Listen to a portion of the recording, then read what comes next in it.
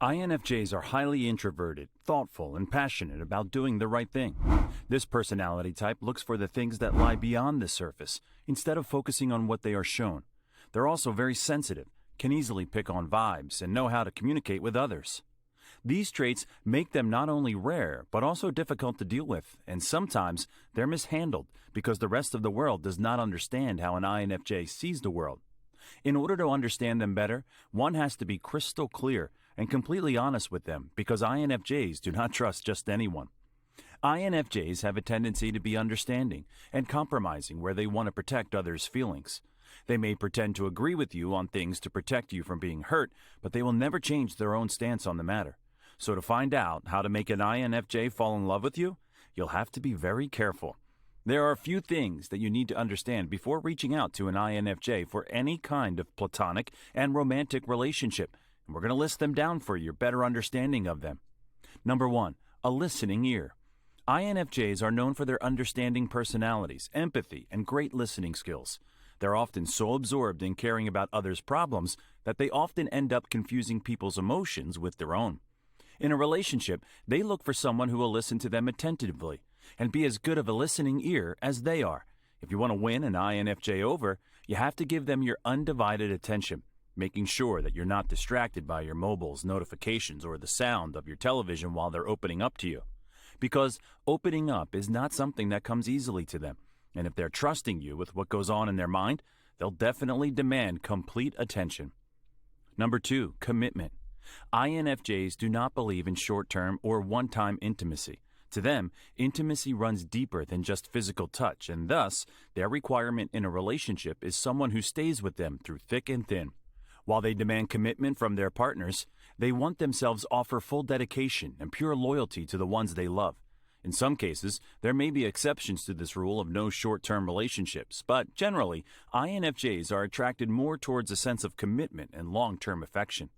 3, emotional availability. INFJs do not believe in having a perfect and happy relationship only. As much as they love to share happy moments with their loved ones, they also require them to be open about their vulnerabilities.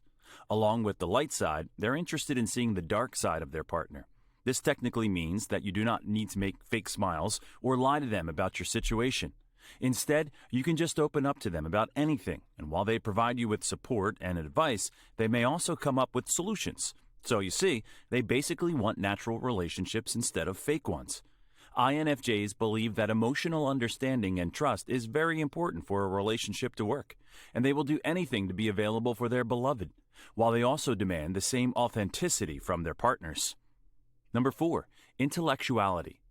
INFJs want to think about philosophy and the meaning of life.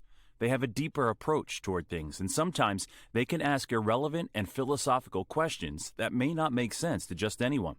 To be in a relationship with an INFJ, you have to match them on their level of intellect and be available for such deep, intellectually stimulating conversations regularly.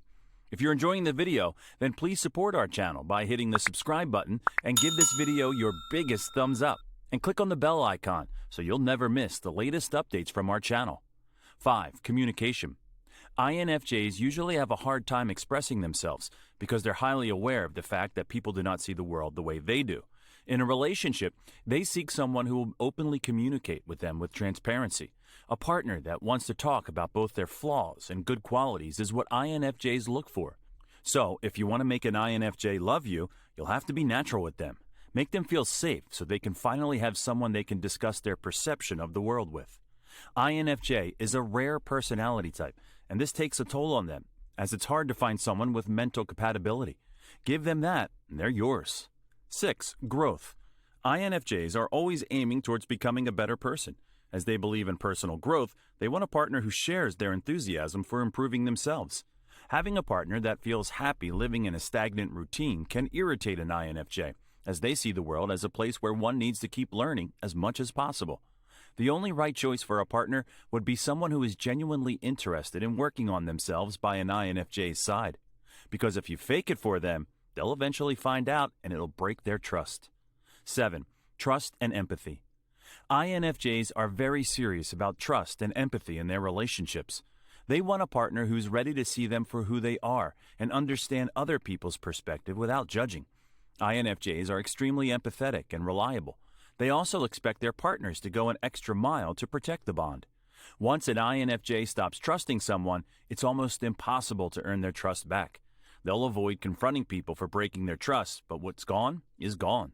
And with an INFJ, what is gone never ever comes back. 8. Independence.